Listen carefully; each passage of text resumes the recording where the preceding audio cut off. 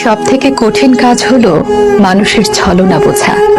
মানুষ হাতে হাত রেখে ছলনা করে, বুকে জড়িয়ে ধরে ছলনা করে, চোখে চোখ রেখে ছলনা করে, ভালোবাসি বলতে বলতে ছলনা করে। এই মানুষগুলো দেখতে খুবই সাধাসিধে টাইপের হয়। উপরে দেখতে সাধাসিধা হলেও এরা আসলে জাত অভিনেতা।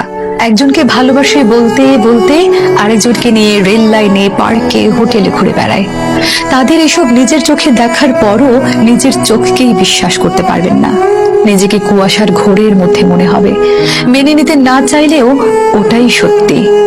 যখন এসব নিয়ে কথা বলতে যাবেন তখন নিজেই সবচেয়ে বেশি খারাপ থাকবেন, কারণ আপনার সাথে ঝগড়া হলে তার মন ভালো করার জন্য আরো দু চারজন আছে, কিন্তু আপনার মন ভালো করার জন্য আপনার কাছে শুধুই সে ছিল।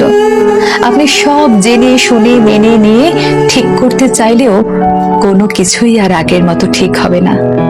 তার সাথে একটু কথা বলার তৃষ্ণায় রোজ পুড়ে ছারখার হবেন, কিন্তু তার কিছুই যায় আসবে না। মাসের পর মাস যাবে, বছর কেটে যাবে, কিন্তু সে ভুলেও জানতে আসবে না আপনি কেমন আছেন, কেমন করে সহ্য করছেন তার দেওয়া বিরহ যন্ত্রণা।